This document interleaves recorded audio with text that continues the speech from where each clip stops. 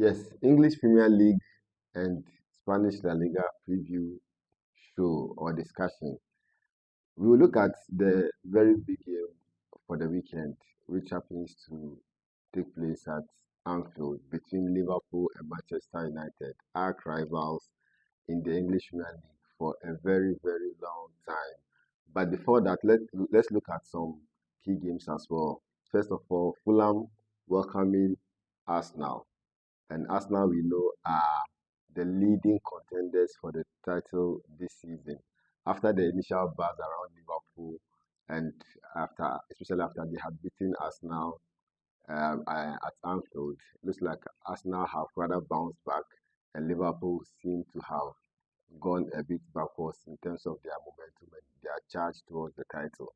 So Arsenal are the ish now in the league, and everybody is looking to upstage them when it comes to any matchup between them and the Gunners. So Arsenal, Fulham is going to be, of course, the London derby, and it's going to be a very cagey affair this weekend.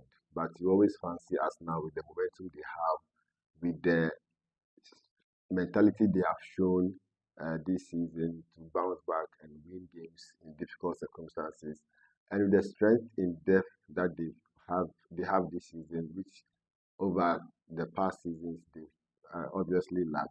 We think they are always best positioned to overcome any adversity and beat any side in the Premier League. So you can expect Fulham to put up a fight, and Fulham are also a very good, well-drilled, organized side. I mean, they've proven that over some key games earlier this season, but you don't see them stopping the Arsenal juggernaut. And I see Arsenal taking on 3 points at Fulham this weekend. So it's a win for Arsenal for me. Maybe a 2-0 should be okay.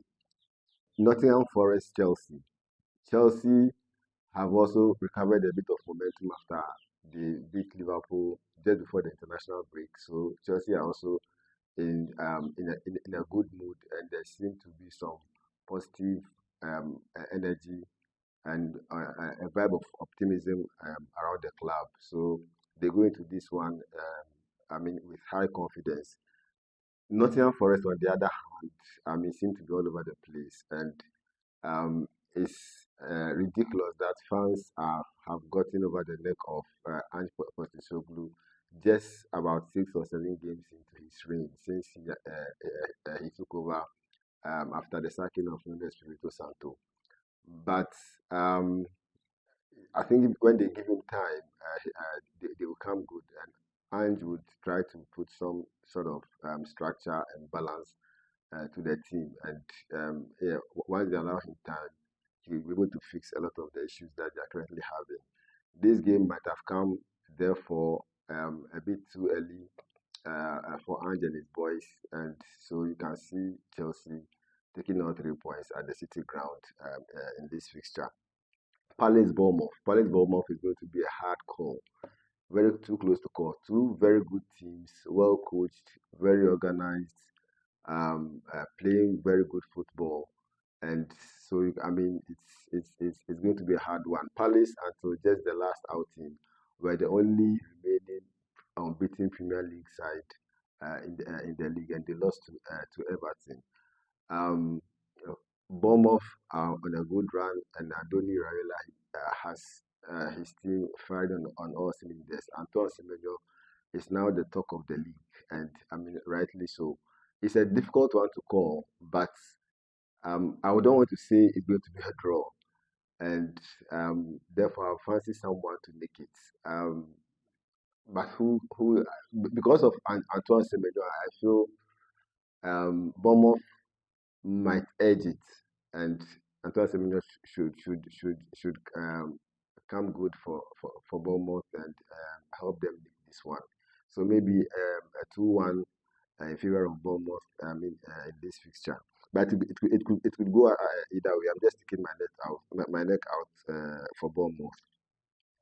City Everton, City too. I mean, to take out 3 points, especially um, it being at the Etihad, and with the presence of Erling Haaland, who is stopping. I mean, this season. I mean, that's the the headache for everyone. Facing City at the moment. How to stop Erling Haaland because he's scoring at will, and you don't see, too many defenders having that much of an easy day when they come up against him. And I don't see how Everton are going to stop City from taking the 3 points in this game. And also especially because they are Everton themselves.